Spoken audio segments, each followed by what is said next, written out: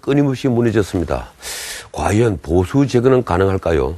오늘 이것이 정치다에서 새누리당을 이끄는 핵심 인물 4분을 모시고 특별한 토론 자리를 마련했습니다. 다음 기회에 바른정당과 진보정당 쪽에도 동일한 기회를 드릴까 합니다.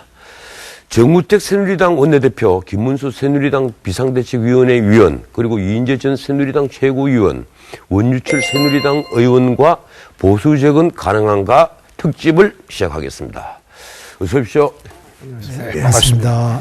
먼저 정치 현안 몇 개만 좀 짚어보고 넘어가겠습니다. 그런데 오늘 이 4분이 있으니까 정말 제가 기분이 정말 좋습니다.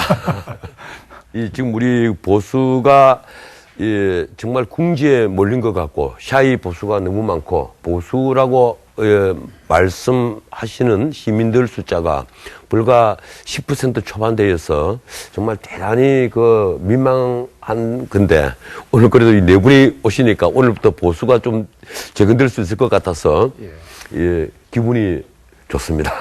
고맙습니다. 우리 모두 함께 보수 재건을 위해서 출발해 보겠습니다. 이 특검의 박 대통령 대면 조사, 원래 오늘 예정이 돼가 있었는데, 이 일정이 이제 유출이 되면서 그 특검과 청와대 간에 또 공박이 있었습니다. 오늘 아까 오후 2시에 특검보가 그 브리핑을 하면서, 아마 청와대와 다시 조율을 하고 있는 것 같은데요. 이 상태를 어떻게 보고 계시는지, 먼저 정우택 원내대표부터 한 말씀 해 주시죠. 글쎄요, 당초 특검은 청와대 어떤 압수수색에 대해서 이미 예정을 하고 있었던 것 같아요. 그렇지만 지금, 총리를 좀 맡고 있고, 권한대행을 맡고 있는 황교안 대행 말에 의하면 법리적으로 문제가 있다. 그것은 뭐냐면, 군 안보 보안 시설이 있는 데 대해서는 시설장의 허가를 받아야지만 들어갈 수 있는 법 규정이 있지 않습니까? 그래서 청와대라는 것은 굉장한 안보와 보안 지역인데 여기를 해줄 수가 없다. 이것이 청와대의 입장이고 또 그 법의 규정이기 때문에 아마 우리 정부 쪽에서는 그런 입장을 견지를 하는 것 같습니다. 저는 이것은 저는 앞으로 다시 또 청와대와 교섭을 하겠지만 법리를 따르는 게 좋겠다. 저는 그런 입장을 갖고 있습니다. 그리고 지금 대면 조사 일정이 좀 늦어지고 있거든요. 그게 이제 무산이 됐습니다. 그 점 어떻게 생각하십니까? 그것은 아마 일자 조정, 소위 비공개로 하기로 했는데 그게 공개되다 보니까 그 일정을 다시 잡자. 아마 그런 걸로 알고 있지. 특검 자체를 대면 조사 자체를 완전히 거절한 거다. 그렇게는 저는 보고 있지 않습니다. 우리 원유철 전 원내대표께서는 어떻게 생각하십니까? 저도 대통령께서 이 대면 조사에 대해서는 응하시기로 말씀을 하시지 않았습니까? 그런데 이 특검에 대한 여러 가지 지금 신뢰 문제가 생기는 바람에 조사 과정 또 조사 일정 이런 것도 다 새롭게 잡아야 되는 이런 상황이 발생한 것 같습니다. 지금 일정이 외부에 유출된 데 대해서 청와대는 특검을 의심하고 있고 또 특검은 우리 쪽에서는 유출되지 않았다 이렇게 얘기를 하고 있거든요. 그 점은 두 분 혹시 어떻게 특별한 정보를 갖고 있는 건 아닙니까? 이후에 어찌됐든 간에 대통령이 지금 탄핵 상태에 있다 하더라도 대통령에 대한 특검 조사가 비공개로 진행되는 것이 저는 사전에 그렇게 일정을 잡은 걸로 알고 있습니다. 그것이 좀 지켜지지 않은 것에 대해서는 유감스러운 일이고, 그것은 비공개로 대면 조사가 이루어지기로 했던 당초 합의가 잘 지켜졌으면 하는 아쉬움이 있습니다. 이게 어떤 방송을 통해서 먼저 나갔다는 것은 서로의 신의의 원칙에 저는 어긋난다고 이렇게 보고 있습니다. 이왕 마이크가 이쪽에 온 김에 지금 대선 출마하셨죠? 네, 출마 선언하시는데 이 대선 출마를 한 김에 대통령이 되면 가장 먼저 하고 싶은 일이 뭡니까? 저는 이번에 대선 출마 선언 기자회견을 하면서요. 지금 우리 대한민국이 처해 있는 여러 가지 위기, 사실 미중의 위기라고 하는데요. 이런 안보 위기, 경제 위기, 또 국가 리더십의 위기라는 이 복합 위기가 상가파도처럼 몰려오고 있지 않습니까? 근데 이 위기가 사실은 지금만의 위기가 아니라 이 대한민국이 가지고 있는 구조적인 위기라고 저는 생각합니다. 예를 들자면 이 안보 위기는 이제 북핵 이 문제가 가장 큰 대한민국의 안보 현안이자 이 한반도의 평화를 위협하고 대한민국을 항상 불안하게 하는 거 아니겠습니까? 그래서 이 북핵 문제는 완전히 좀 해결해야 되겠다. 그래서 대한민국 국민들이 안보에 대한 불안감을 좀 해소하겠다 이런 생각을 가졌고요. 이 경제 위기도 마찬가지입니다. 이 경제 위기도 사실 이 경제 역동성이 많이 떨어진 것 같습니다. 대한민국의 경제 역동성을 새롭게 불어넣어서 지금 저성장의 이런 경제 다시 한번 살려보고 이런 것들을 통해서 이제 제가 새로운 강한 대한민국을 만들겠다라는 취지인데요. 무엇보다 또 하나 제가 나서게 된 것 중에 대한민국의 위기 중에 이제 국가 리더십 위기입니다. 예, 리더십. 국가 리더십 위기는 이번에 반드시 개헌을 통해서 해결해야 됩니다. 이 재앙적 대통령제 폐해는 이번에 우리가 끊어내지 않으면 앞으로 계속 악순환의 고리가 이어지기 때문에 이번에 반드시 대선 전에 개헌을 통해서 대한민국의 미래를 새롭게 열어야 된다 이런 생각이고요. 알겠습니다. 한 가지만 더 말씀드리면 이왕에 주셨으니까 오랜만에 저 구체적인 대한민국의 미래 비전인 유라시아 큰 길이라는 제가 대형 그런 그랜드 디자인이 있습니다. 이것을 통해서 대한민국의 일자리도 만들고 또 경제도 살려갔다는 생각이 있습니다. 네. 우리 정 의원님께서는 작년에 싱크탱크 출범했지 않습니까? 싱크탱크라기보다는 제가 조금 더 연구를 하기 위해서 더 좋은 나라 연구소를 제가 만들었습니다. 지금 새누리당에서 대선 출마를 선언했거나 뜻을 가지고 있는 분이 뭐 구룡이다, 심룡이다 이런 얘기가 있는데 우리 정 의원님 이름 빠져 있습니다. 또 저는 아직 그런 의사 표시를 아직 안 했기 때문에 그럼 이제 의사 표시를 하면 11용이 되겠군요. 글쎄요. 만약 더하기를 잘하면 틀림없이 10 더하기 하나는 11이니까 그 말씀이 맞겠죠. 알겠습니다. 예, 두 분 오래 기다리셨습니다. 우리 인재 의원님 이미 출마 선언 하셨죠? 예. 똑같은 기회를 드리겠습니다. 예, 대통령이 되시면 가장 먼저 하고 싶으신 게 무엇입니까? 예, 우리 지금 중대한 위기 국면입니다, 지금. 똑같은 말씀하시는데 이제 리스크 국면. 제가 이 출마 선언문에서도 이야기했는데 정말 이 사회 경제적인 위기, 또 안보상의 위기, 또 국가 리더십, 국가가 돌아가질 않지 않습니까? 박근혜 대통령도 과반 의석 넘는 정당 함께 있었지만은 아무것도 못했어요. 정말 이 중대한 위기 상황입니다. 그래서 이런 위기들을 근본적으로 해결해야 됩니다. 지금 미봉책은 절대 안 되고요. 그래서 리더십은 헌법을 개정해가지고 연정을 통해서 돌파해야 되고 또 사회 경제적인 위기는 강력한 개혁 이에 답이 없습니다. 정말 저는 이거 노동부 장관이나 경기도지사 할 때도 그런 강력한 개혁을 성공시켰던 경험이 있기 때문에 제가 또 이 위기의 본질을 누구보다도 깊이 통찰하고 있다고 자부합니다. 알겠습니다. 제가 반드시 속도감 있게 해결하고요. 또 안보 위기도 근원적으로 이제 통일하면 다 끝나는 거 아닙니까? 저는 이제 북한 체제가 거의 수명이 다 됐다고 생각하고요. 우리 대한민국이 주도해가지고 평화적인 통일을 반드시 이루어내서 이 안보 위기를 근원적으로 해결을 하겠습니다. 통일 대통령이 돼서 리스크를 해결하겠다. 우리 김 지사님 정말 오래 기다리셨습니다. 김 지사님 또 이제 출마 선언 하시지 않습니까?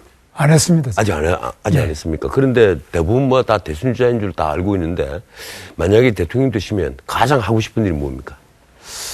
그렇습니다. 저는 우리 다 새누리당 비슷하겠습니다만 첫 번째는 북핵 위기에 대응해서 우리가 한미 동맹을 통해서 확실한 핵 국가, 북한이 핵을 제거하기 전까지는 우리도 미국의 핵을 도입하든지 아니면 자체 핵 개발을 해야지만 우리 안보가 가능하다. 두 번째, 경제를 망쳐먹는 사람들이 지금 나와서 다들 대권 후보한다고 하는데 야당은 경제를 망치고 있는데 첫째, 기업을 범죄시하고 그중에 젊은이들이 제일 가고 싶어하는 대기업은 재벌 해체 이런 식으로 해서 대기업일수록 전부 다 이것은 잡아놓고 규제를 하고 법인세는 올리자. 이렇게 나가는데 지금 미국 트럼프 보십시오. 법인세를 35%로 15%로 과감하게 줄입니다.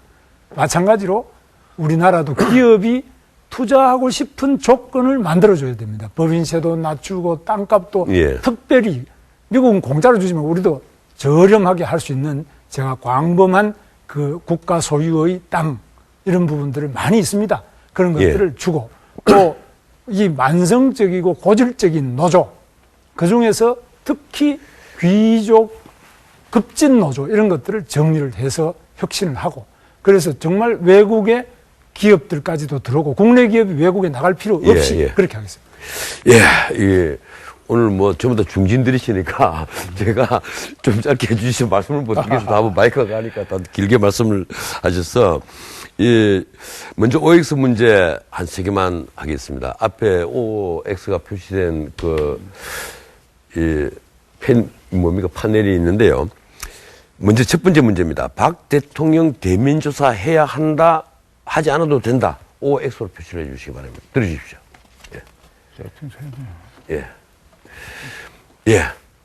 세 분은 O고, 우리 김 지사님만 X인데, 김 지사님 의견부터 먼저 듣겠습니다. 특검의 대면 조사는 박근혜 대통령이 받을 필요가 없다. 이유는요? 왜냐? 특검의 출범 자체가 이것은 편파 정치 특검입니다. 새누리당은 빼버리고 야당만이 추천한 특별검사를 했는데 이것은 민주주의에서 있을 수 없는 현저한 하자를 가지고 태어난 태생부터 잘못된 특검이다.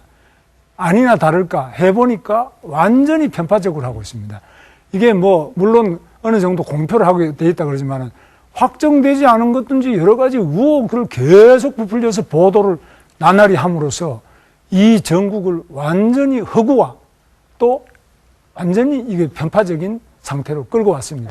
그래서 이것은 특별검찰이라기보다는 혁명검찰처럼 완전히 우리나라를 어디로 끌고 가는지 이런 식으로 해서는 법치주의에 배치되고 한국만이 아니라 자유민주주의의 법치 원리를 현저히 훼손시키고 위협하는 특검이 되어버렸다. 따라서 우리 대통령께서 특검 조사에 응하면 안 된다고 저는 생각합니다. 뭐 특검이 편파적이다 이 얘기는 이 방송에서 어제 김 지사님 의견으로 제가 정리를 하고요. 그런데 김 지사님은 원래 박 대통령을 비판하는 쪽에 있어서 생각이 바뀌었다 이런 얘기를 언론에서 이제 공격적으로 표현을 하던데 어떻습니까? 박근혜 대통령하고 지난번 대선에 제가 경선을 했지 않습니까? 제가 박근혜 대통령 제일 세게 공격을 많이 해서 제가 욕도 많이 먹고 박근혜 대통령한테 미운털이 바뀌었습니다. 그 뒤로 제가 혜택 받은 게 없습니다만 요즘에 하는 거 보니까 이게 너무 심합니다. 박근혜 대통령을 단순히 탄핵 소추를 해서 직무만 정지시킨 것이 아니라 단두대를 청와대에 매번 끌고 가서 그 청와대 앞에까지 단두대부터 상렬을 메고 다니고 효수를 해서 하고 밧줄로 묶어놓고 표창원 국회의원은 국회의원회관에 대통령을 속옷까지 다 벗겨서 그 위에 개도 올려놓고 이게 인륜이 할 수 없는 아주 잔인무도한 일이 바로 대한민국의 상징거리요 청와대 바로 지근거리에서 이런 일이 매주 일어나고 있고 매번 일어나는데 여기에 대해서 분노하지 않고 오히려 우리 많은 언론들이 그런 부분에 대해서 평화집회도 하고 찬양하고 이런 것이 이게 되겠습니까? 그래서 우리 대통령 너무 심하게 이렇게 해서는 사실에도 맞지 않고 정의에 맞지 않기 때문에 제 양심의 소리로서 이거는 그래 넘어간다면 제 인생에 굉장히 문제가 되겠다. 그래서 대통령이 잘했다는 것이 아니라 너무 심하게 이렇게 하면은 대한민국의 법치가 무너진다고 봐서 제가 말씀드리는 거예요. 지금 대통령 대면조사를 해야 된다는 입장은 원내대표를 하고 있는 우리 정우택 의원님 오늘 발언기가 제일 적었던 것 같은데 이 기회를 드리겠습니다. 짧게 우리 김 전 지사께서 주장하시는 데 대해서 저는 어느 정도 공감하고 있습니다. 다만 제가 여기서 공표를 올린 것은 대통령께서 검찰 수사도 받으시겠다, 또 특검도 받으시겠다 처음에 국민과의 약속에서 그렇게 말씀을 하셨습니다. 근데 정치적인 검찰에 대해서 안 받으신 것에 대해서는 저는 오히려 잘하셨다 이렇게 생각을 하고 있는데 이번에 이 특검도 여러 가지 법리적 판단을 하셨을 겁니다. 또 특검이 활동해왔는 것도 알고 계실 텐데도 불구하고 이번에는 특검은 받겠다. 그것은 여러 가지 이유가 있으셨을 거다 이렇게 생각합니다. 다만 이번에 이것이 비공개를 하기로 했는데 그게 어느 방송을 통해서 먼저 공개가 됐기 때문에 지금 성사가 되고 있지는 않지만 이것은 대통령께서도 법리 판단도 하시고 여러 가지 판단에 의해서 이 결정을 내려서 특검 수사를 받겠다고 하셨기 때문에 그것은 국민의 약속이니까 그대로 저는 받으셔야 된다. 저는 좀 정치적 의미에서 예. 동그라미를 올렸습니다. 예, 신뢰 차원에서 해야 된다. 자, 두 번째 질문입니다. 박 대통령 탄핵 때도 어쩔 수 없다. 예, 어쩔 수 없다. 이 탄핵에 대해서는 뭐 지금 그 결과가 어떻게 나올지는 아무도 모릅니다만은 지금 새누리당 입장에 있어서는 원래 탄핵 소추안에 그 지금 현재의 새누리당에 있어서는 탄핵 소추안에 찬성하지 않은 걸로 제가 알고 있습니다. 그 대부분이 물론 찬성한 분도 몇 분 있는 걸로 언론에 나와 있는데 그런데 이 탄핵이 인용이 되면 문자 그대로 그 우리나라 헌정사에 처음 있는 일인데 새누리당 이 질문이 뭐 성립될 수 있는 질문인지 아닌지는 모르겠습니다만 일단 제가 그렇게 준비를 해봤습니다. 탄핵에 대한 입장을 제가 듣는 겁니다. 탄핵 돼도 어쩔 수 없다. OX 들어주십시오. 그 얘기는 탄핵의 결정이 나면 승복해야 된다. 그런 예, 말씀이십니까? 승복해야 된다. 승복할 수 없다. 이런 문제입니다. 아, 네 분이 다 그 승복해야 된다. 이렇게 돼 있는데 이번엔 우리 이인재 지사님, 그 이유를 말씀해 주시겠습니까? 그건 뭐 우리 헌정의 질서가 그렇습니다. 이 헌법재판소의 결정은 뒤집을 수가 없는 거니까요. 예. 그건 뭐 저는 개인적으로 탄핵을 절대 반대하는 사람인데 뭐 헌재가 어떤 결정을 하면은 뭐 인용이든 기각이든 모두가 다 승복해야 된다고 생각하고요. 방금 전에 뭐 이 대면 조사 저한테 안 물어보셨는데 뭐 박 대통령께서 국민에게 약속을 하셨고 또 이번에 대면 조사 하겠다고 1층까지 잡았는데 특검에서 그걸 아마 뭐 누가 누출했는지 모르지만은 그 때문에 그런데 이 대면 조사 하는 것 좋습니다. 그런데 국가 원수기 때문에 그 하는 일정이라든지 또 내용은 일절 비공개로 해야 됩니다. 뭐 보니까 다른 사람들 뭐 수사받고 나면 자꾸 브리핑을 하고 그러는데 대통령에 대한 대면 조사가 있다 하더라도 이루어진다 하더라도 절대 그 내용을 누설하면은 절대 안 됩니다. 이것은. 과거에 클린턴 대통령 탄핵할 때도 검찰하고 이 영상으로 질문하고 답변했습니다. 그리고 그건 전부 다 비밀에 붙여졌죠. 본인은 뭐 특별한 의견이 있습니까, 이게? 그 헌법재판소의 그 결정은 무조건 우리가 존중하고 승복해야 된다고 보고 있습니다. 저는 최근에 그 심히 유감스러운 그 야당, 그 소위 대선 주자들의 주장에 대해서 매우 그 심각한 그 우려를 가지고 있습니다.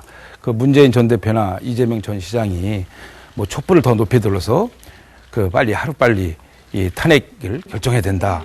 또 인용을 해야 된다. 이런 식으로 헌재를 압박하는 것에 대해서는 도대체 이분들이 설마 대통령이 되지 않겠지만 되도 하더라도 대한민국의 미래가 참 암울하다라는 생각을 갖고 있고요. 또 최근에 어저께는 또 야당 3당 대표가 모여서 헌재의 결정을 뭐 신속하게 해달라는 것까지는 100번 이해하겠습니다. 그런데 야당 3당 대표들이 모여서 헌재가 빨리 인용을 해야 된다. 탄핵을 인용해야 된다. 이렇게 탄핵 인용을 해야 된다. 촉구한다. 이게 도대체 헌재를 그 압박을 하고 헌재가 객관적이고 공정하고 합리적으로 결정할 수 있도록 정치권에서 뒷받침해 줘야 되는데 오히려 이를 불을 붙이는 것은 정말 바람직한 태도가 아니다라는 천에서 저는 헌재 결정을 무조건 승복하고 따라야 된다는 취지로 말씀드립니다. 말씀에 제가 한 가지만 더 첨가하고 싶은데 지금 말씀을 잘하셨어요. 야 3당 어저께 대표들이 모여서 결국 한 작태가 뭐냐. 그 탄핵을 갖다가 인용해야 된다는 얘기뿐만 한 게 아니라 이정미 재판관이 3월 13일인가 그만두는데 그 전에 해야 된다. 시기까지도 다 결정을 하는 거예요. 내용도 결정하고. 이건 반헌법적 작태다. 저는 이거 분명히 말씀드리고요.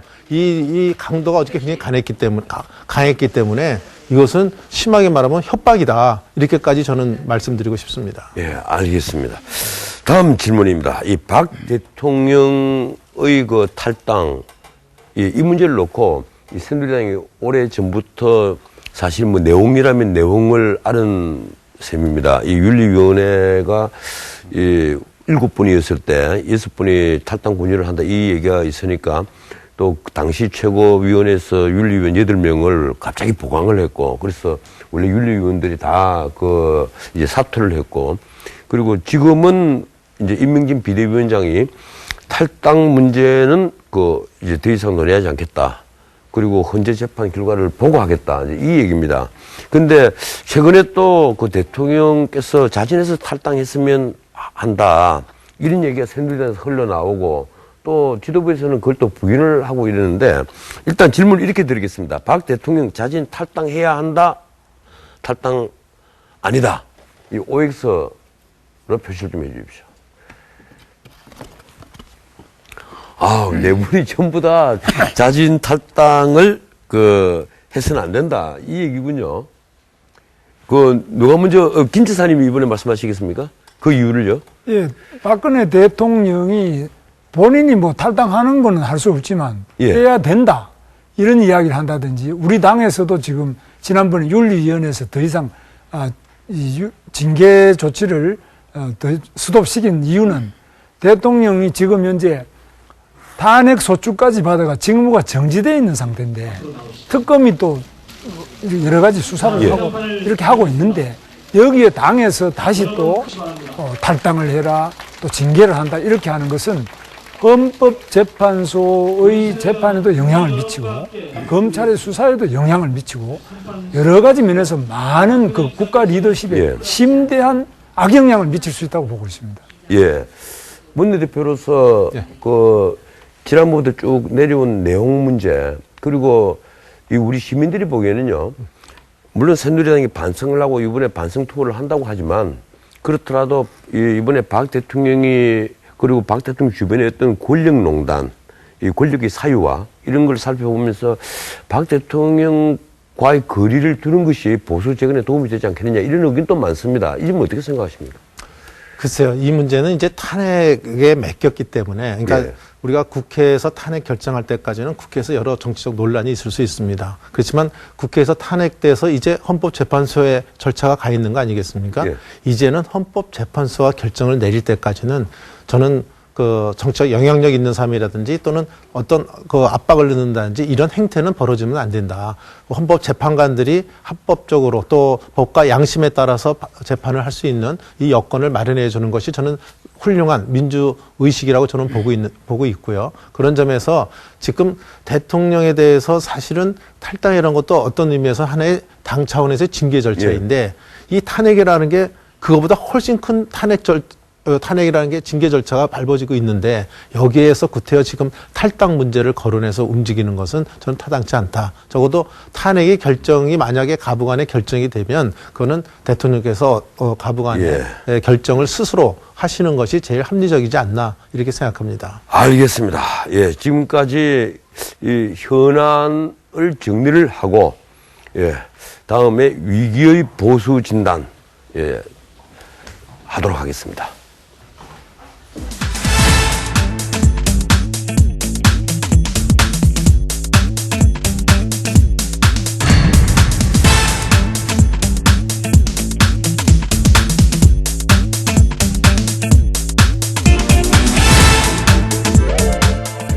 이 최순실 국정농단 의혹 사태로 헌정사상 최대 위기에 처한 보수 진영, 보수의 위기 상황을 냉철히 진단해보는 시간을 가져보겠습니다.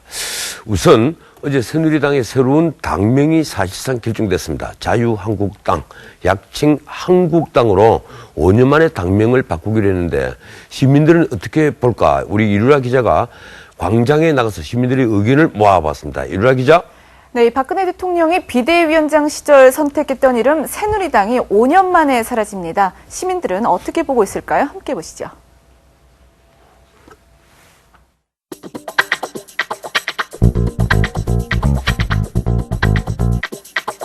이름은 상관없고 정치만 잘하면 되죠. 보수를 하려면 그냥 한국 보수당을 하든지. 이름 자체도 너무 구세대적인 것 같고 거의 60년대, 70년대 보수 같은 그런 느낌이 나거든요. 새누리당이 더 낫지 않나, 자유한국당보다는. 보수의 이미지라서 뭐 괜찮은 것 같습니다. 전 국민들이 그 새누리당에 대한 인식이 별로 안 좋아요. 바꿔서 새로 출발할 수 있도록. 너무 자주 바꾸는 것 같아요. 바꾼 지 얼마 되지도 않았는데. 새누리당이 당명 바꾸는 거에 대해서는 어떻게 보세요? 아는 사람을 바꿔야죠. 이름만 바꾼다고 당이 바뀌어지겠습니까? 대권 노리면서 뭐 당명을 바꾸고 뭐 이런 걸 하는 것 같은데 국민들이 뭐 다 요즘은 다 정치 수준이 높으니까 알아서 다 판단하리라 믿습니다. 예, 이 당명만 바꾼다고 해서 이 새누리당이 바뀌겠느냐 하는 이제 시민들의 의견이 많은 것 같은데 어떻습니까, 이루라 기자? 네, 맞습니다. 이 시민들은 대부분 당 이름과 지지 여부는 전혀 상관이 없다고 답했는데요. 포장을 넘어서 유권자들의 마음을 붙잡을 방안 지켜보도록 하겠습니다. 예, 윤라 기자 수고했습니다. 예. 지금 그 당명 개정을 두고 이 박근혜 대통령 흔적을 지우는 것 아니냐 이런 얘기가 이제 있습니다.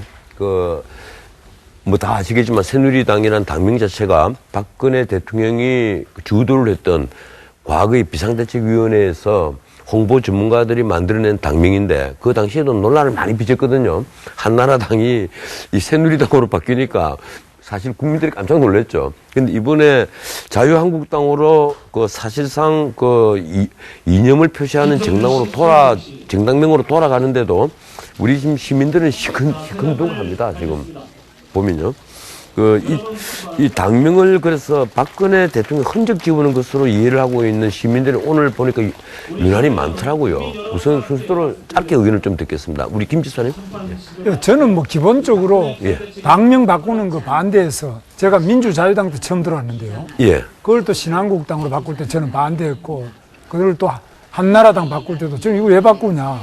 또 그다음 한나라당에서 또 지난번에 새누리당 바꿀 때도 반대했습니다. 그런데 이번에도 바꾸는 거 저는 찬성은 안 했습니다만 워낙 여론이 이렇고 또 바꿔야 된다 이렇게 해서 일종의 관행 또는 유행으로서 계속 바꾸는 거. 때만 되면 바꾸는 정당. 우리는 그래도 덜 바꾸고 야당은 더 자주 바꿨습니다만. 그래서 이렇게 바꾸는 것 자체를 국민들은 저렇게 불편하게 생각하시는 분도 있지만 정치권에서는 너무나 크게 부자연스럽게 생각을 안 하고요. 특히 언론에서도 이거 저는 심하게 비판해야 되는데 안 하고 있다고요. 그래서 이번에 이렇게 바꾸고 됐는데 바람직한 것은 아니라고 생각합니다. 이제 100년간은 정당을 해야 되는데 이 지경이 됐습니다. 오늘 당장 언론을 보면 제가 특정 언론 이름을 대서 합니다만 문화일보 사설 같은 데서는 이 개명이 문제가 아니라 이 획기적 어떤 혁신 방안이 나와야 되지 않느냐. 이제 이런 이 보수 신문들 사설이 나오고 있습니다. 우리 이인재 지사님 어떻게 생각하십니까? 당명도 중요합니다. 왜냐하면은 정당이라는 것은 지향하는 가치나 노선이 있지 않습니까? 그 이름 속에 그게 있는 게 좋죠. 좋은데 새누리당은 이름은 아름다운 이름이지만 그런 가치나 노선은 중립적인 이름 아닙니까? 근데 자유한국당, 자유는 보수주의의 기본 핵심 키워드입니다. 그리고 이제 한국이라고 하는 것은 이 대한민국을 만들고 여기까지 키워온 중심 세력이 보수 세력이거든요. 그래서 자유한국당 상당히 가치와 지향이 분명하기 때문에 이제 앞으로는 좀 제발 안 바꾸면 좋겠고요. 그 다음에 당명만 바꾸면 뭐하냐 이게 우리 시민들 뜻 아닙니까? 저는 우리 당이 이번 이 위기를 오히려 기회로 삼아서 정말 아주 현대적인 정당으로 태어나야 된다고 생각합니다. 정당이라는 게 정치적인 요구를 그대로 수렴해가지고 그걸 정책으로 만들어서 서비스하는 거 아닙니까? 그런데 우리 국민들이 지금 너무 다원적으로 구성되어 있고 다양한 가치를 추구합니다. 이거를 그대로 다 흡수하려면 어떻게 지금 아날로그 정당 가지고는 안 되잖아요. 그러니까 그런 전자정당, 디지털 정당으로 다 바꿔야 되고 그리고 과학적인 정책을 만들어낼 수 있는 그런 역량을 구축을 해야 됩니다. 지금 여당이고 야당이고 다 아주 전근대적인 명분투쟁이나 일삼는 또 국민들 속속들이 정치적인 욕구를 수렴할 체제가 전혀 안 돼 있는 이런 아주 정당입니다. 그래서 이번에 우리 새누리당부터 완전히 뜯어 고쳐야 된다고 생각합니다. 이 당명에 대해서 먼저 원의원님. 박관영 의장님이 국회의원을 5선 하시는 동안에 같은 당명으로 출마를 한 적이 한 번도 없답니다. 5번 다 바뀌었답니다. 통일민주당부터 시작해서 민자당, 신한국당, 한나라당 바뀌었는데 저는 그 근본적인 이유가 우리나라의 정당이 이 인물 중심 정당이기 때문에 그렇다. 가치를 중심으로 하는 철학이나 가치를 중심으로 하는 정당이라보다도 인물 중심 정당이다 보니까 인물이 바뀔 때마다 또 대통령 선거가 있을 때마다 총선이 있을 때마다 인물 중심으로 바뀌었는데 이제 우리 새누리당은 이제 보수의 가치를 확실하게 내세우겠다라는 당원들의 마음을 모으고요. 또 우리 당에서도 지금 우리 젊은 위원장 중심으로 해서 새로운 보수를 위한 또 서클이 생겨나고 있습니다. 그건 뭐냐면 그동안 우리 당내에 국민들이 아주 지긋지긋하게 봐왔던 그 계파 갈등 이런 걸 다 극복하고 이제 그 친박 비박 사실 그런 게 사실 있었지 않았습니까? 어느 정도요? 그래서 앞으로는 이제 친민생 친서민으로 가고 그 가치와 정책과 비전으로 앞으로 우리 새누리당이 나가야 된다. 그런 차원에서도 당명을 바꿔서 이렇게 또 그 자유한국당을 통해서 우리 당이 앞으로 국민들의 새로운 희망을 좀 보여드렸으면 좋겠습니다. 이 원내대표로 계시면서 결국 이제 그 당명을 바꾸는 지도부가 됐는데 나중에 아마 두고두고 짐이 될지 아니면 두고두고 좋은 소리를 들을지. 총상 여기서 해명을 한번 해야 되겠네요. 네. 물론 뭐 그 당명만 바꿨다 했고 모든 것이 바뀌어진다. 물론 그건 아닙니다. 그렇지만 이 새누리당이 많은 국민들이 이런 이 국가 혼란 상태가 온 데 대해서 국정을 파탄시킨 정당이라 하는 이런 생각을 갖고 계십니다. 그래서 거기에 우리 여당으로서 책임과 반성을 느끼고 그동안에 많은 쇄신과 변화의 작업을 해왔습니다. 그 첫 번째가 인적 쇄신 작업을 해왔던 것이고요. 두 번째가 이제 당명 개정을 통한 소위 삼정 쇄신을 내걸었습니다. 그러니까 삼정 쇄신이라는 거는 정당 쇄신, 정책 쇄신, 또 한 가지 지금 갑자기 생각하는데 세 가지 그 이 쇄신에 의해서 지금 이루어지는 거거든요. 그렇기 때문에 이번에 이 당명 개정이라는 것은 저희들이 그냥 이름만 바꾸는 것이 아니라 새롭게 거듭 태어나기 위한 저희들의 어떤 몸부림으로 이렇게 이해해 주시면 앞으로 당명만 바꾸는 거 아니라 여러 가지가 앞으로 행태가 바뀌어지고 쇄신과 변화를 가져오겠구나 이렇게 기대를 해 주시면 더 고맙겠다 이렇게 말씀드립니다. 색깔도 바뀝니까? 네. 이 당의 상징색. 빨간색. 그거는 아직 결정이 안 됐습니다만은 아마 일요일까지는 결정이 되고요. 아까 삼정에 갑자기 우리 전 변호사님이니까 생각이 났는데 또 하나는 정책 쇄신이었습니다. 정책 쇄신이요. 알겠습니다. 오늘 뭐 네 분이 나오셨으니까 공평한 기회를 위해서 다시 또 질문을 드린 걸로 하겠습니다. 이번에는 제가 차트를 준비했습니다. 네 분이니까 잘 안 보실 것 같아서 위기의 보수 진단 이렇게 되어 있습니다. 1번 질문입니다. 인적 청산에 만족하느냐? 만족하시면 O를 표시해 주시고 인적 청산 부족하다 이러면 X를 표시해 주십시오.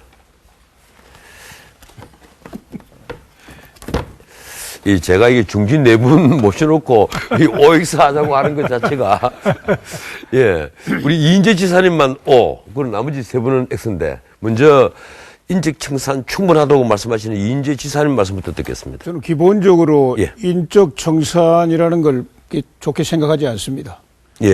그 정당이라는 것은 정치적인 지향이 같으면은 동지로서 결합이 되고 또 영광도 오욕도 함께 나눠야 됩니다. 그 정치적인 이유로 누구를 내쫓는다, 또 청산한다, 이거는 저는 옳지 않다고 생각합니다. 근본적인 어떤 그 구조나 이런 걸 고치고 또 새로운 인재를 영입하고 혁신을 통해서 새로운 모습으로 태어나면 되는 것이지, 인적 청산하면 뭐 으시시하게 무슨 숙청 같은 이야기로 들리지 않습니까? 이거는 전체주의 정당이라든지 뭐 이런 데서 권력 투쟁으로 하는 것이고, 민주정당은 그런 접근은 저는 그렇게 온당하지 않다고 생각하고, 이번에 뭐 여러 가지 고통 속에서 일이 있었는데 그 정도로 이제 넘어가고, 진정한 아까 제가 말씀드린 그런 정책 역량을 구축하고 또 모든 국민들의 정치적인 그 요구를 실시간으로 받아들여서 그걸 빨리빨리 정책으로 만들어서 서비스하는 이런 그 현대적인 정당으로 태어나는 게 급선무입니다. 우리 김 지사님에게 그럼 대표적으로 X를 한 이유를 묻겠습니다. 이게 임명진표 인적 쇄신, 인적 청산이 부족하다 이 말씀이신데 어떤 이유입니까? 부족합니다. 지금 우리가 인적 청산을 좀 더해서 국회의원도 탈당을 하든지 제명을 하려고 했는데 우리 당이나 또 정당법이나 우리 당의 여러 가지 권리 규정이 국회의원을 제명을 하려면은 3분의 2의 국회의원이 찬성해줘야 됩니다. 3분의 2 찬성을 동료 국회의원을 청산하는데 3분의 1을 얻을 수 없잖아요. 그래서 당원권 정지로 갔는데 국회의원이 아닌 분들은 윤리위원회에서 그냥 자를 수 있어서 전번에 공천심사위원장이었던 이항구 위원장인데 이런 분들 그냥 제명을 막 시켰습니다. 그런데 국회의원들에 대해서는 굉장히 부족하게 청산이 되는데 저는 상당히 국민들도 부족하게 느끼면 저도 부족하게 느끼고 있습니다. 예, 그러면 제가 우리 원희님에게 간단히 좀 답해 주십시오. 예, 근데 이 최순실 게이트에 이른바 친박 핵심들이 책임이 제명할 정도로 크다고 생각하십니까? 이 뭐 문제된 서청원 의원이라든지 최경환 의원 뭐 이런 분들 그리고 지금 당원자기 정지가 됐던 윤상현 의원, 홍문종 의원 이런 분들이 제 생각 좀 말씀을 드리면요. 예. 제가 왜 그 부족하다고 이렇게 표시한 것은 국민들이 보시기에 흡족하지는 않으실 것 같습니다. 국민들이 보기에 그렇다. 그건 뭐 틀림없는 사실이고요. 본인 생각은 어떻습니까? 다만 이제 제가 이제 그 뭐 국정을 운영하는 데 있어서 그 헌법과 법률에 기반에 운영하듯이 당의 운영을 하는 데 있어서도 당원 단계에서 할 수밖에 없지 않습니까? 저희 나름대로 우리 지금 새누리당은 현재의 그 틀 속에서 나름대로 열심히 당규까지 개정해 가면서 인적 쇄신 작업을 했습니다. 저는 이것이 이제 조금 그 부족하다고 말씀드리는 것이 앞으로 인적 쇄신의 정말 그 종결점은 좋은 인재들을 우리 새누리당에서 많이 영입을 해서 그것을 통해서 국민들에게 그 새누리당이 달라진 모습을 보여주는 것이 그 활용점정이라고 생각합니다. 그런 차원에서 부족하다. 그런 뜻에서 하신 말씀이었군요. 제가 왜 질문을 드리는가 하면 전에 그 당시에 원내대표를 하셨기 때문에 그 본인에 대한 이 책임을 물으면 어떻게 할 거냐 그 질문을 다시 드리려고 했는데 저도 책임이 있죠. 알겠습니다. 두 번째 진단입니다. 출마를 시 그리고 재집권 명분은 무엇이냐 이 얘기입니다. 출마를 시 이 새누리당의 지금 구룡 그리고 뭐 심용 이 얘기가 나오는데 이 출마를 시 그런데 야당에서는 정말 이 새누리당 과거에 새누리당에 몸담았던 분들 그래 지금 이 새누리당과 바른정당에서 다시 재집권하려 하는 것은 말이 안 된다. 이 얘기를 합니다. 물론 정치적 주장입니다만 그런데 우리 국민들이 지금 새누리당 후보들에게 오늘 여기에 이제 대권의 뜻을 가진 뭐 분들이라고 해도 과언이 아닌데 이 지지를 크게 보내고 있지는 않습니다. 솔직히 말씀드리면 과거에 김 지사라든지 우리 이 지사라든지 뭐 그리고 두 분 또 이제 새로운 이제 대권 의지를 갖고 있는 분들인데 이런 분들에 대한 지지도는 굉장히 높았습니다. 솔직히 말씀을 드리면 엄청난 지지를 다 안고 있었는데 지금 아시다시피 여론조사를 하면 새누리당에서 뜻을 가진 분들에 대한 지지도는 정말 5% 미만으로 미미하게 지금 다 나오고 있습니다. 그만큼 우리 국민들이 새누리당에 대해서 이 실망을 많이 했다 이렇게 보이는데 그래서 제가 이제 저희들이 준비한 질문이 출마를 하겠다는 분들 다 좋은데 이 재집권 명분이 무엇이냐는 겁니다. 왜 쉽게 말하면 새누리당에 다시 표를 주십시오. 이제 자유한국당인데 다시 표를 주십시오라고 할 수 있는 명분이 과연 무엇이냐. 먼저 김 지사님부터. 명분이 제가 아까 말씀드렸다시피 첫째는 문재인 전 민주당 대표, 즉 민주당 후보들은 한미 동맹의 가치보다는 당선되면 북한 먼저 찾아갈 사람들입니다. 그리고 그건 이제 문재인 대표만 그때 그런 아니 민주당이 그렇게 지금 햇볕 정책이니 뭐 대북 정책이 그렇지 않습니까? 그래서 기본적으로 우리나라는 한미 동맹을 위주로 해서 이 기본 축으로 해서 북한 핵에 대해서 핵 폐기 전략을 가져가야 되는데 그 점이 안보 부분이 약하고요. 두 번째는 경제 부분에서도 공짜를 계속 퍼줍니다. 뭐 청년들한테 돈 준다 이래서 바로 공짜 바이러스가 바로 망국의 바이러스라고 저는 봅니다. 그래서 이런 것 때문에 경제를 망치고 안보를 망치는 정당에 줄 수 없고 오직 새누리당만이 이 점에서 올바른 안보관과 경제관을 갖고 있다고 봅니다. 우리 인지 지사님은 다시 표를 달라고 하는 명분이 무엇입니까? 지금 보수의 위기라고 자꾸 말씀하시는데 저는 새누리당의 위기지 보수의 위기는 아니라고 생각합니다. 보수주의, 보수의 가치는 더 절실하게 빛나는 그런 필요한 때라고 저는 생각하고요. 정말 이 새누리당이 이 보수의 깃발을 다시 더 새롭게 드높일 수 있다면 저는 우리 국민들께서 정말 이 국가적인 이 위기를 타개하기 위해서 저희들한테 한 번 더 기회를 주실 거라고 확신하고 있어요. 이 경제, 사회적인 이거 누가 수술하겠습니까? 이 지금 야당, 진보를 자처하는 이런 세력이 어떻게 합니까? 또 통일, 이 한반도의 이 위기, 근본적인 이 안보 위기 어떻게 타개할 수 있겠어요? 지금 우리 김문수 지사께서도 말씀하신 것처럼 불가능합니다. 영국의 영국병을 수술한 것도 보수 세력이고 예. 미국의 그 산업 공동화의 위기를 수술한 것도 보수 세력입니다. 공화당. 지금 말씀하신 것은 마가릿 대처 집권했을 때와 레이건이 그렇습니다. 레이건이 집권했을 때를 말씀하시는 거죠. 예. 그래서 다시 부흥시킬 수 있는 정당은 그렇습니다. 보수의 가치는 더 절실하게 빛나고 있다고 저희들은 확신하고 있고요.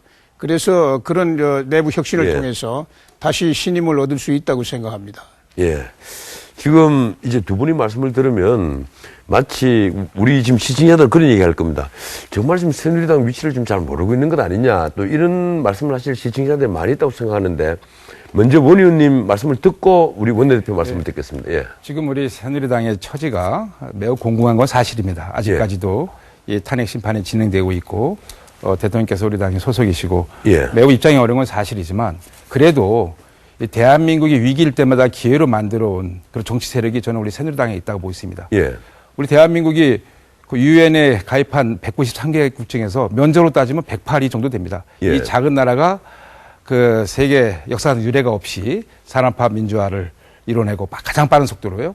그 선진화를 이뤄내고 또 원조를 받는 나라에서 원조를 주는 나라가 됐고 또 이 한강의 기적이라는 그 경제 성공 신화도 만들어냈지 않습니까? 그 과정 속에서 그래도 우리 범보수를 대표하는 우리 새누리당이 그 중심에 있었다. 저는 이렇게 자부하고 있고요.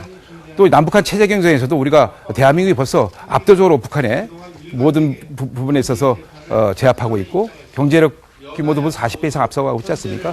체제 경쟁에서도 우리가 대한민국이 훨씬 우월하다는 걸 보여줬지 않습니까? 저는 그래서 지금은 우리가 이 국가 리더십 위기 때문에 최순실 사태 때문에 많은 어려움을 겪고 있지만 그래도 국민들께서 대한민국에 찾아오고 있는 여러 가지 이 복합적인 위기, 이 안보 위기, 경제 위기, 통치 위기라는 이 위기를 극복할 수 있는 저력을 가진 그런 정치 세력은 우리 새누리당에게 기대를 하실 거다. 저는 이렇게 믿고 의지하고 있습니다. 저는 이런 사태에 대해서 우리 새누리당이 잘못했다고 생각합니다. 다만 이런 저희 새누리당의 잘못이었지 이것이 저는 보수의 실패라고 보고 있지 않습니다. 또 우리 보수를 지지해준 우리 국민들이 잘못한 거라고 저는 생각하지 않습니다.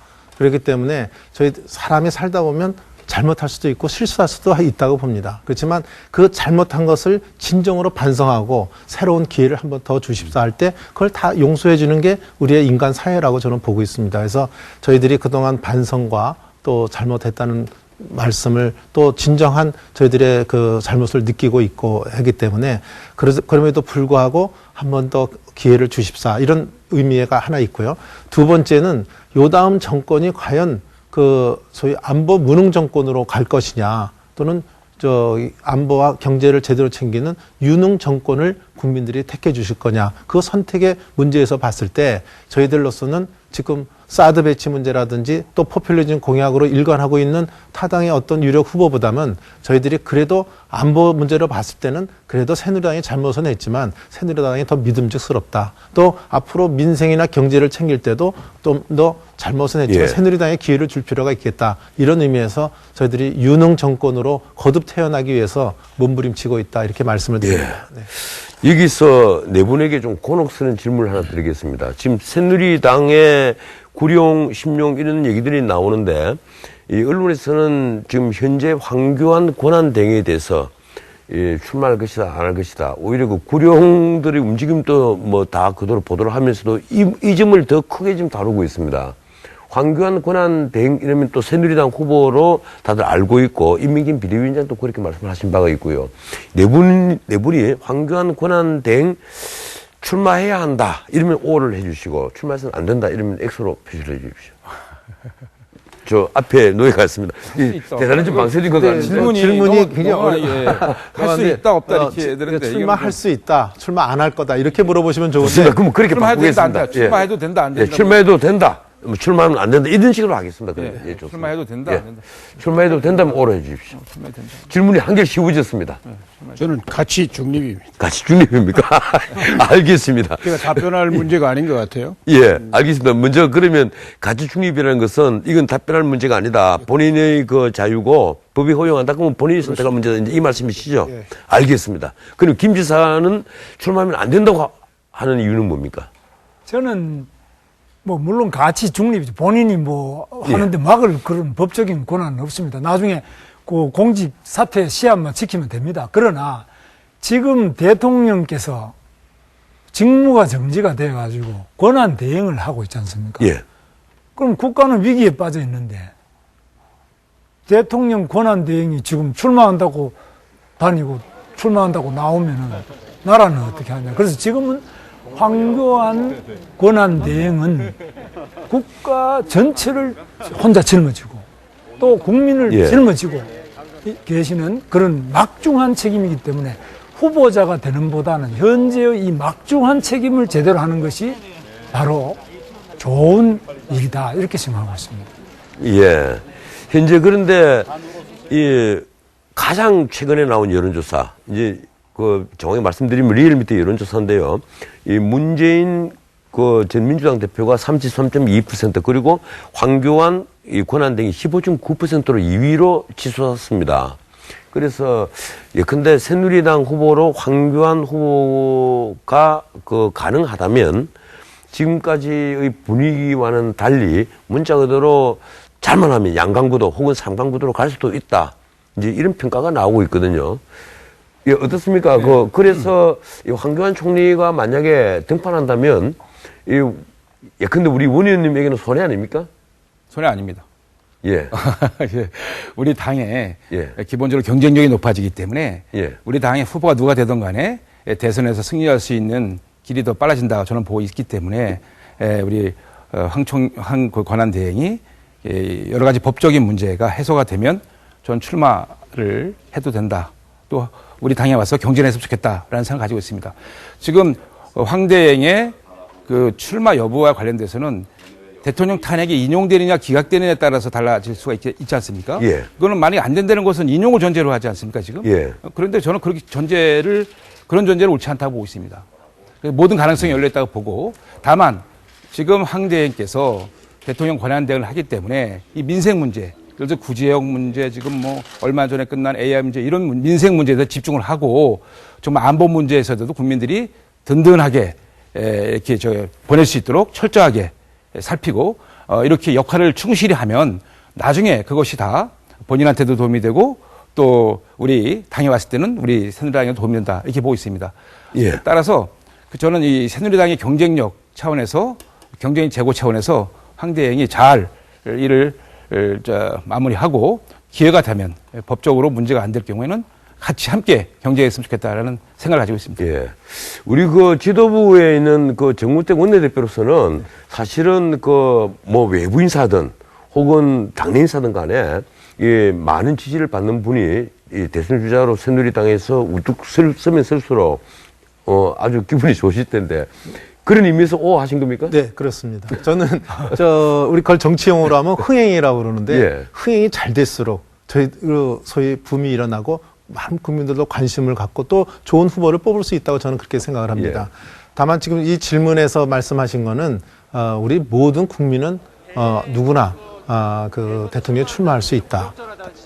당신은 이래서 안 된다, 저래서 안 된다. 그것이 법적으로 금지되지 않는 이상은 가능하다. 이렇게 그런 입장에서 저는 동그라미를 들은 거고요. 다만 제가 다른 데서도 이미 얘기를 했지만 이 황교안 권한대행이 출마하는 것은 한 3가지 조건이 충족이 되면 되겠다. 이런 생각을 갖습니다. 그 조건은 뭡니까? 예, 그 첫 번째 조건은 지금과 같이 지지율이 고공행진을 계속 지속할 때. 지지도가 높아야 된다. 네. 두 번째는 많은 국민들이 황 권한대행이 출마하려는 그 욕구라 그럴까 요구의 강도에 따라서 결정이 된다. 또 세 번째는 역시 대권은 본인이 하겠다는 그 강한 의지가 필요하거든요. 권력 의지가 본인이 필요하다. 대권 의지에 따라서 본인의 결정에 따라서 결정이 된다. 이 3가지 조건에 따라서 저는 출마 여부가 결정되지 않을까 이렇게 보고 있습니다. 알겠습니다. 그 점까지 정리하고요. 다음에 또 난처한 질문이 있습니다. 세 번째 질문입니다. 태극기 집회 참여. 여기에 대해서는 아마 또 네 분의 의견이 갈릴 것 같은데 태극기 집회 참여는 왜 이러는데 이건 뭐 사실 김 지사님만 향한 질문인 것 같아서 정말 죄송합니다만은 이 태극기 참여에 대해서 임명진 또 비대위원장이 일종의 경고성 멘트를 했더라고요. 근데 태극기 집회가 사실은 다 단순히 이 박근혜 대통령을 지지하는 그런 집회라기보다는 오히려 촛불 민심이 이제 촛불 민심이라고 불리는 그 이른바 이 광장 민주주의 이것이 그 오히려 대의제를 다 무너뜨리면서 이 주도하는 것이 아니냐. 여기에 대한 어떤 반발로 나오는 이 경향도 많다. 이렇게 이제 언론이 보도를 하고 있습니다. OX로 표시를 해 주시기 바랍니다. 태극기 말씀 전에 집회. 한 가지 좀 제가 지도부로서 해명을 좀 해야 되는데 임명진 위원장이 이 태극기 집회에 나가면 안 된다 하는 어떤 경고성 발언을 한 적이 없습니다. 그 언론은 그렇게 보도가 됐던데요. 언론은 그렇게 보도를 했는데 저희들로서는 그것이 없다는 것을 누차에 언론을 통해서 해명을 한 적이 있습니다. 죄송합니다. 제가 그 해명까지 읽지는 못했습니다. 정말 죄송합니다. OX로 표시를 해 주십시오. 태극기, 정확히 말하면 태극기 집회에 참석 좋다. 아니면 난 태극기 집회에 나가지 않겠다. 만약 지금 태극기 집회가 열린다고 합시다. 그리고 시간적 이유가 있다면 나가시겠습니까? 안 나가시겠습니까? 그럼 그렇게 합시다.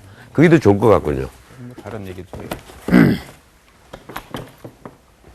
또 주관입니까? 우리 문 의원님은? 아이고, 예. 세 분은 다 나가시겠다. 문 의원님만, 주관이겠다. 그러면 먼저 우리 문 의원님 말씀을 먼저 듣도록 하겠습니다.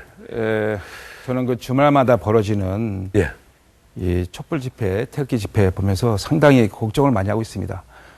만약에 소위 말하는 운명의 날 이 결정이 됐을 경우에 그 마주 달리는 그 두 개의 열차가 마치 그 충돌하지 않나 이런 걱정을 하고 있습니다. 지금 대한민국이 남북으로 갈려져 있는 것도 굉장히 어려운 처지인데 정말 이 두 동강이 대한민국의 민심이 쪼개질까 봐 걱정을 하고 있고요. 그런 차원에서 지금이라도 우리 정치권이 정말 그 빅테이블, 빅텐트가 중요한 게 아닙니다. 지금 빅테이블이 중요합니다. 그 대연정이 중요한 게 아니라 대타협이 지금 필요한 시기입니다. 그래, 정치권이 대타협을 통해서 해야 될 때다. 대타협을 통해서 새로운 정치 일정, 정치 시스템을 새롭게 좀 만들었으면 좋겠다라는 간절한 마음을 갖고 있습니다. 근데 그게 가능하겠습니까?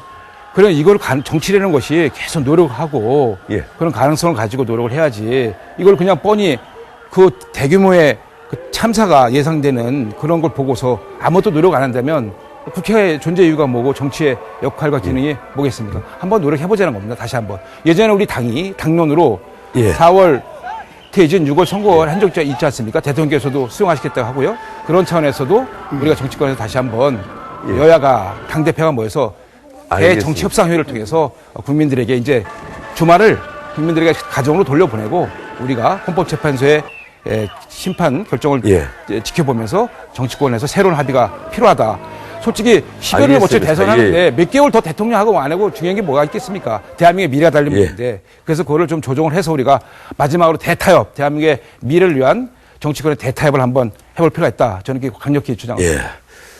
그 주말에 나가시겠습니까? 아니, 지금 요 말씀에 먼저 한 말씀 먼저 드리겠습니다. 생각은 저랑 똑같은데 이거는 잘못 들은 것 같아요, 서로 간에. 누가 잘못했는지 모르겠는데 생각은 원 의원님 말씀과 저는 생각을 같이 합니다.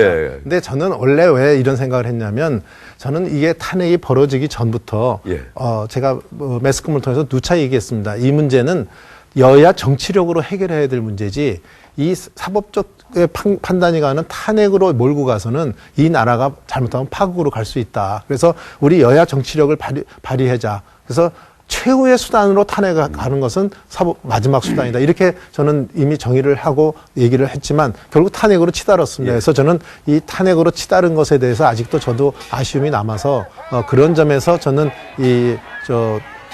태극기 아니라 태극기 집회에 참석해도 좋다.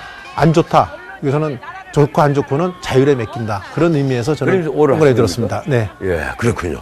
제가 저 참고 참다가 지난주에 저도 참여를 했는데요. 지난주에 나가셨죠? 그렇습니다. 지금 우리 대통령 권한 정지를 시키고 이렇게 위기 상황을 만드는 거는 바로 광화문 촛불 시위입니다. 물론 거기에 참여하시는 분들 대부분이 뭐 우리하고 똑같은 대한민국을 긍정하는 또 애국적인 생각을 갖고 계신 분들이겠죠. 그러나 거기에 나붙기는 혁명의 구호는 어떤 것들입니까? 정말 섬찟한 구호들 아닙니까? 대한민국을 부정하는 어떤 혁명을 주장하는 것들이란 말이에요. 그런데 이 하늘을 나는 수만 마리의 새떼도 합의해가지고 방향을 정하는 게 아닙니다. 앞에 몇 마리가 방향을 정하는 거죠. 굉장히 이 위기의식을 느끼게 됐어요. 대한민국을 긍정하고 자랑스럽게 생각하는 수많은 시민들이 정말 이 나라가 잘못되는 거 아니냐. 이래서 자연 발생적으로 이 성화되고 있는 것이 태극기 집회입니다. 그래서 저는 애국 시민의 한 사람으로 참여를 했는데요. 지금 그 시민들께서는 대한민국이 잘못되지 않도록 해달라. 특히 보수 세력을 대표하는 새누리당이 앞장서서 싸워야 될 거 아니냐. 이렇게 요구하고 계십니다. 예. 저희들이 추미애 대표, 그리고 주승용 국민의당 원내대표, 노회찬 정의당 원내대표, 이 세 분의 말씀을 모아서 짧게 편집을 했습니다. 함께 보시고 제가 김 지사님에게 기회를 드리겠습니다. 탄핵 대길이라고 하셨듯이 촛불을 들고 밝히는 그런 길에 의원님들 한 분도 빠짐없이 단일 대우를 이루어 주시고 박 대통령을 규탄하기 위해서 촛불이 다시 광화문으로 모일 것입니다. 우리의 요구가 관철되지 않으면 촛불은 박 대통령뿐만 아니라 황교안 견한 대행에게도 향한다는 것을 명심하시기 바랍니다. 100일이 넘게 진행되는 촛불은 단순히 집회와 시위를 넘어서서 역사의 혁명으로 기록될 것이 분명합니다. 지금 방금 보셨죠? 예. 추미애 또 우리 노회찬 등 하는 거 보면은 지금 야당은 자유민주주의 법치주의를 하자는 것이 아니고 민중민주주의 혁명을 하자는 겁니다.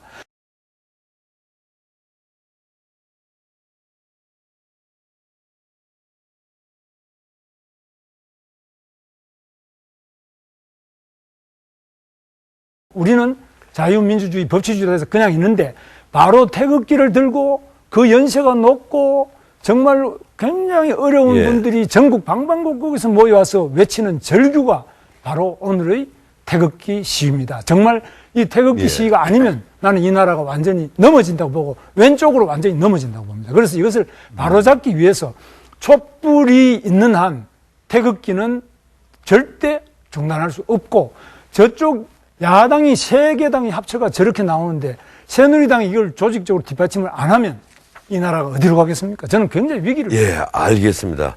다음 질문 드리겠습니다. 일반 시민들이 촛불이든 태극기 집회든 가서 그 의사를 표현하고 그 동조를 하는 건 몰라도 정당의 지도자든 야당의 추미애 대표라든가 이런 분들이 선동해서 일박하는 말이 안 되는 정말 말이 안 되는 일들을 하고 있습니다. 한 말씀 결국 다 하시네요. 예, 네 번째입니다. 문재인 대세로는 땡땡땡이다. 예, 문재인 대세로는 땡땡땡이다. 여기에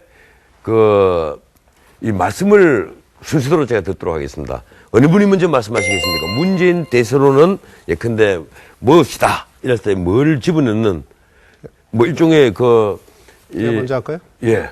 먼저 정우택 의원부터 예, 저는 거기다 허구라고 좀 읽었습니다. 문재인 대세로는 허구다. 이유는요? 짧게 해주죠. 예, 여태까지 제가 경험한 정치 세계에서는 대세론이 성공한 경우가 거의 없었다.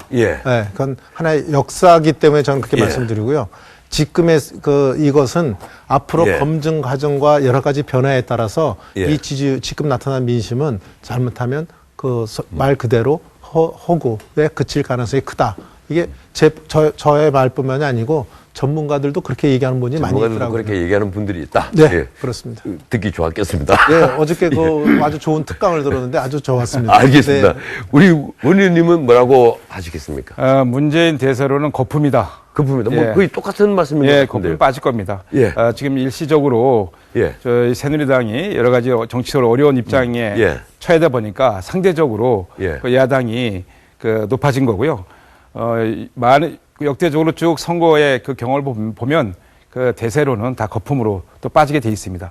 저는 우리 새누리당이 다시 경쟁력을 회복하고 또 국민들께서 지금 조금씩 마음을 열어주고 계신데 이 대한민국 위기를 과연 누가 극복할 수 있는 그 정치 세력인가라고 보실 때는 그래도 결국 저희들에게 다시 한번 기회를 주지 않을까 이렇게 기대하고 열심히 분발하겠습니다.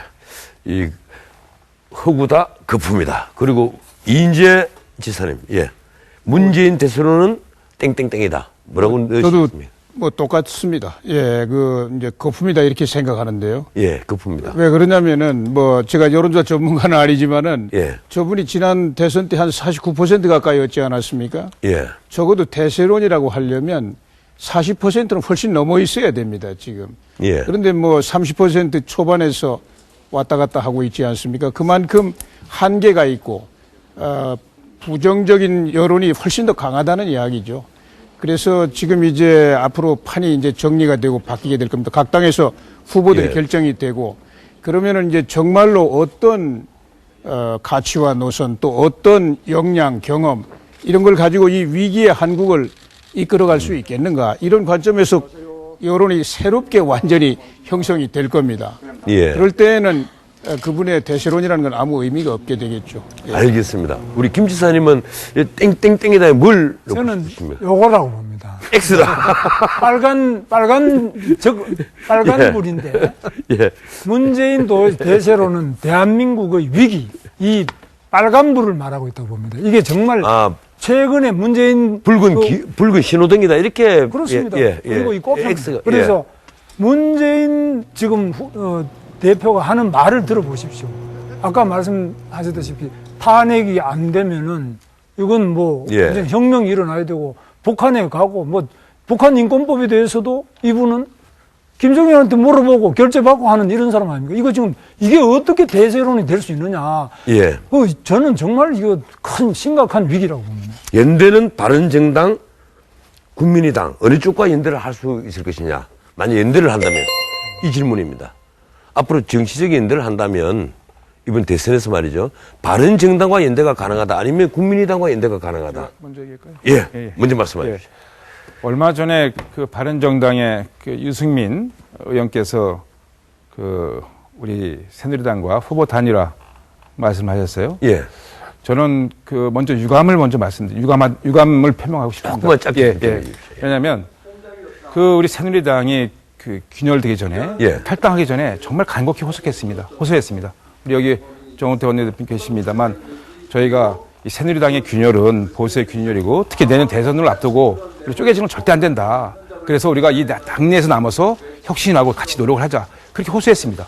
김무성 전 대표, 유승민 전 원내대표에게 호소했는데 그걸 마다하고 이제 나가셨단 말입니다.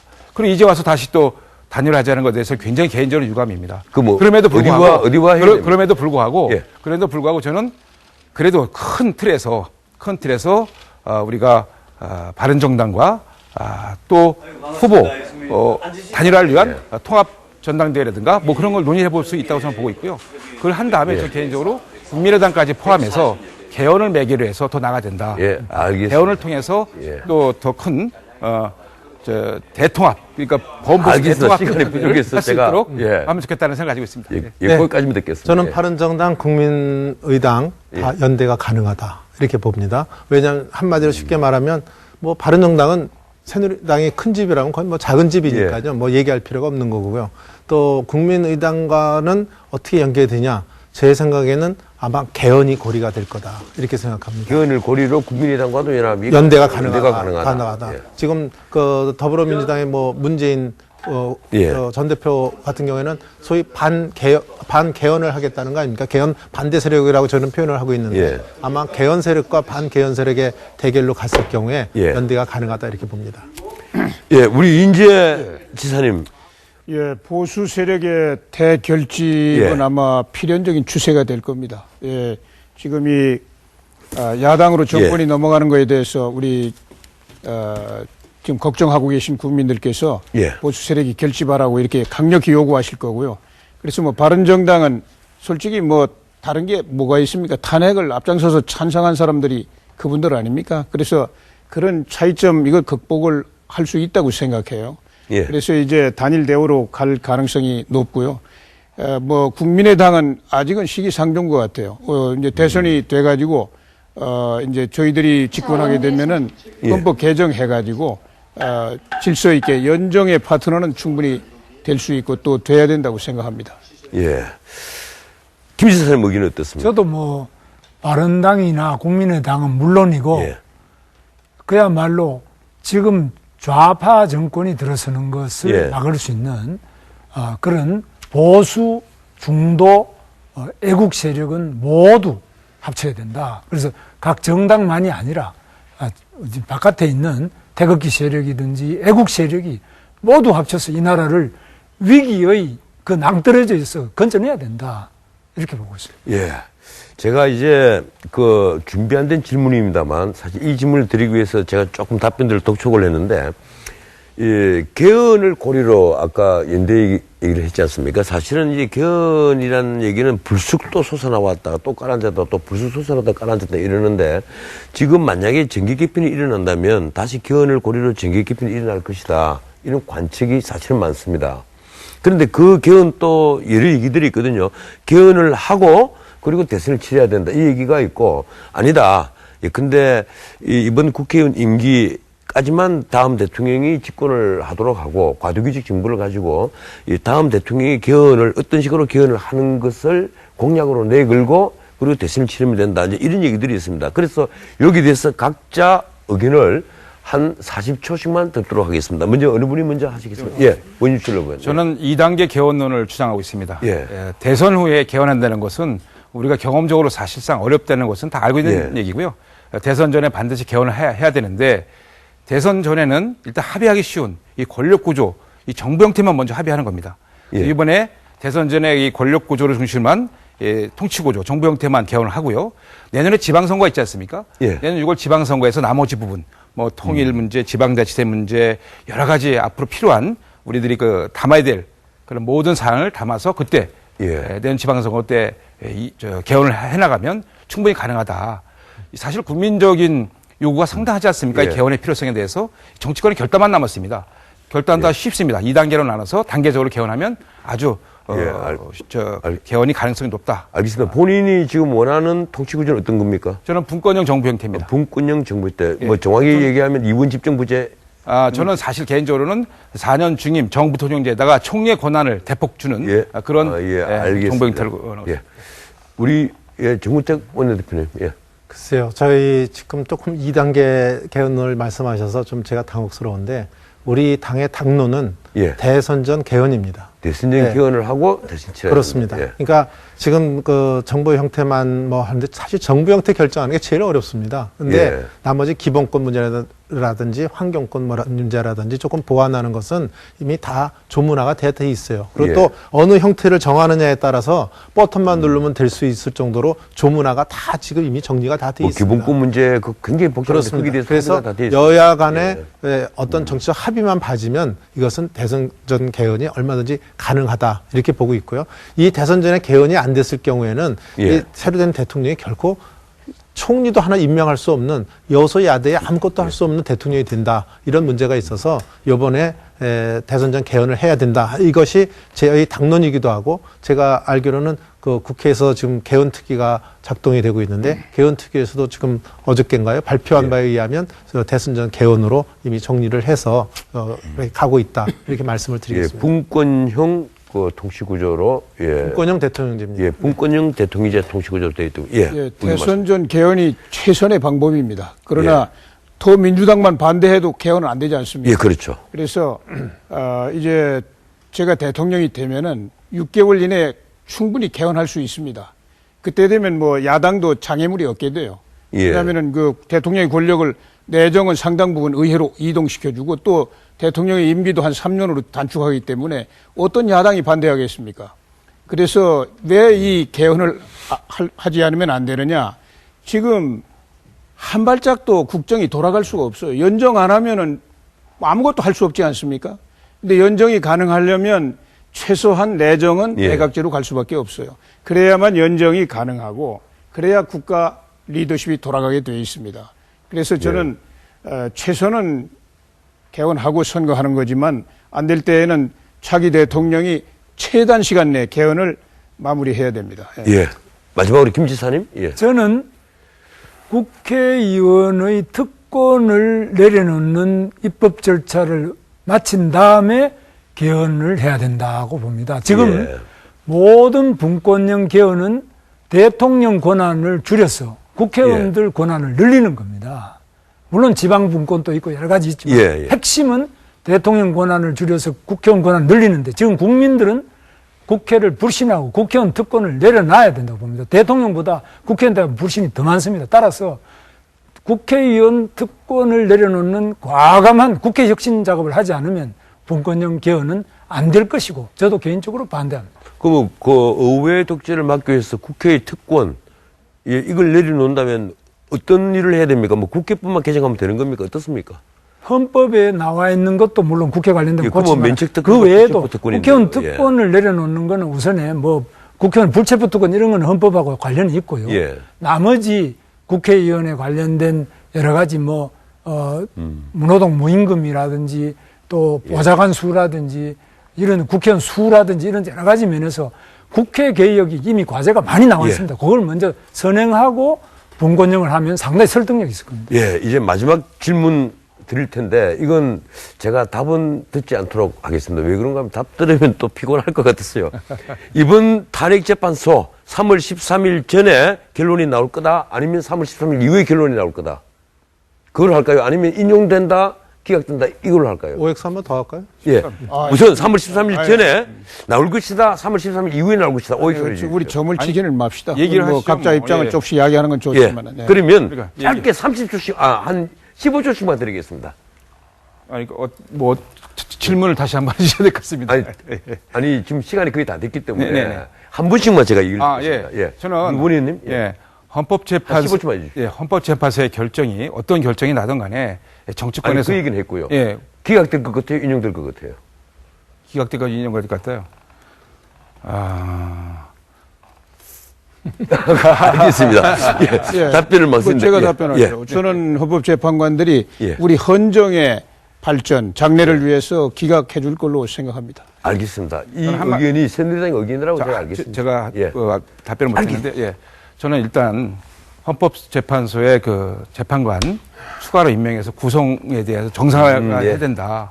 정상화해야 된다 보고 있습니다. 일단 지금 재판이 신속하나 공정하냐가 신속하는 게 중요한 것이 아니라 재판이 공정해야 됩니다. 공정이.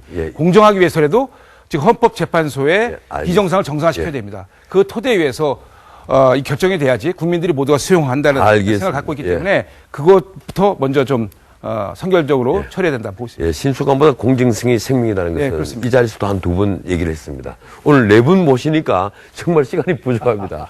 다음에 또 시간을 한 마련하도록 하겠습니다. 네 분 정말 고맙습니다.